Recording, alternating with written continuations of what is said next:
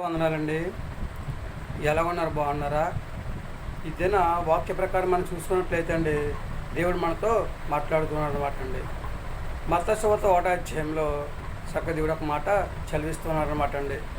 కన్యమరి గారు గర్భవతి అయిందని చెప్పేసి యోసేపు గారికి తెలిసినప్పుడు ఆయన ఆమెను రహస్యంగా గడనాడాలని చెప్పేసి ఆలోచన చేసుకుంటూ ఉన్నాడు అనమాట అండి.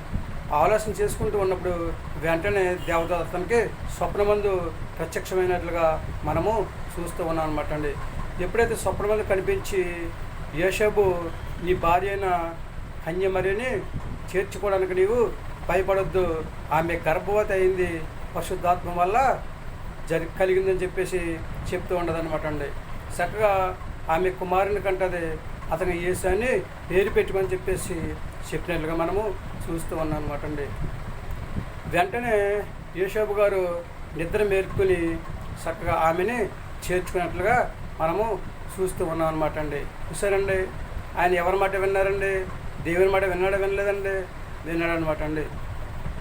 మనమందరము కూడా దేవుని మాట విని ఆయన మాట ప్రకారం నడుచుకుంటే మనల్ని కూడా దేవుడు దీవిస్తూ ఉంటాడు, ఆశీర్వదిస్తూ ఉంటాడు, అభివృద్ధి చేసి ఒక ఉన్నతమైన స్థితిలో ఉంచి మనందరినీ కూడా హాయిగా భూమి మీద జీవించేలాగా చేస్తూ ఉంటాడనమాట అండి. మరియ గారు యేసుక్రీస్తు వారికి జన్మనివ్వడానికి ఎన్నో ఇబ్బందులు, ఎన్నో ఇరుకులు, ఎన్నో శోధనలు, ఎన్నో సమస్యలు వచ్చినప్పటికీ కూడా ఆమె ఓర్చుకుని చక్కగా యేసుక్రీస్తు వారికి జన్మనిచ్చినట్లుగా మనము చూస్తూ ఉన్నాం అనమాట అండి. సాధారణంగా ప్రతి మనిషికి కూడా శ్రమలు వచ్చినా, శోధనలు వచ్చినా, ఇబ్బందులు వచ్చినా, ఏమొచ్చినా కూడా ఓర్చుకుని నిలబడగలిగితే కనుక దేవుడు వాళ్ళకి జీవ కిరీటాన్ని ఇస్తానని చెప్పేసి దేవుడు చెప్తూ ఉన్నాడు. కనుక 100% యోసేపు గారు దేవుని మాట విన్నాడు, తన భార్య అయిన మరియ గారిని తన చెంత చేర్చుకున్నాడు, చక్కగా ఆమెకి తోడుగా ఉన్నట్లుగా మనము చూస్తూ ఉన్నాం అనమాట అండి. కాబట్టి మనం కూడా దేవుని మాట విందామా? అయితే తలలు వంచండి, చిన్న ప్రార్థన చేద్దాం.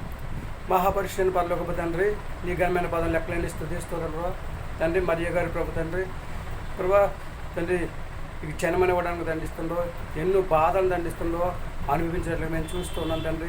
యోసేపు గారి తండ్రి ప్రభా, నీ మాట విన్నారు తండ్రి, నీ కొందరు దండిస్తుండవా, చివరికి దండిస్తుండవా, నీ మాట ప్రకారం ఆయన నడుచుకున్నాడు కనుక దండిస్తుండవా తండ్రి. దీవించబడినట్లుగా మేము చూస్తూ ఉన్నాం తండ్రి, నీ కొందరు. అలాగే నీ బిడ్డలైన వారు తండ్రి, నీ మాట విని నీ మాట ప్రకారం నడుచుకుని తండ్రి ప్రభా హాయిగా జీవించే యోగ్యతను దాయించండి.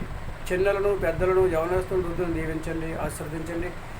గర్భిణీ స్త్రీలను దండిస్తుండవా తండ్రి, బాలింతరాలను తండ్రి, సంతానం లేని బిడ్డలను ప్రభావ, అనారోగ్యంతో బాధపడుతున్న వారిని, ఉద్యోగం చేస్తున్న వారిని, వ్యాపారం చేస్తున్న వారిని, వివాహం కోసం ఎదురు చూస్తున్న వారిని, ప్రయాణం చేస్తున్న వారిని తండ్రి అలాగే దండిస్తున్నావు. వాహనం నడుపుతున్న వారిని, కూలి పని చేసుకుంటున్న వారిని దండిస్తున్నావు. ఇలా 1 by 1 తండ్రి ప్రతి ఒక్కరిని ప్రభావ పేరును దీవించి ఆశీర్వదించి ఎవరికి కావాల్సిన సహాయం దయచేసి ప్రతి ఒక్కరు ప్రభావ నీ మాట విని నీ మాట ప్రకారం నడుచుకుని యోగ్యత దయచేయమని, అందరికీ మంచి ఆరోగ్యం దయచేయమని, మా ప్రార్థనలకు ఇస్తాను, మా ప్రార్థనని బతుబలం దయచేయని, మా కొరకు తరగని యేసుక్రీస్తు ప్రశ్న అడి వేడుకుంటున్నాం తండ్రి. ఆమె అందరికీ వందనాలండి. తిరగదైన ఆశీర్వాదాలు మీకు తోడుగా ఉన్నాను గాక. దేవుడు మనం దీవించి ఆశీర్వదించిన గాక. ఆమె దేవుడు మనకున్న సమస్తాన్ని దీవించి ఆశీర్వదించిన గాక.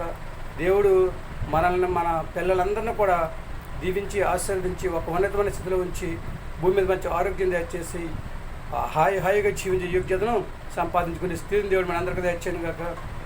ఆమె చక్కగా యోసేపు గారు దేవుని మాట విన్నారు, కన్యమరియ గారు దేవుని మాట విన్నారు కనుక వాళ్ళు చక్కగా దీవించబడినట్లుగా ఆశీర్వదించబడినట్లుగా మనము చూస్తూ ఉన్నాం అనమాట అండి.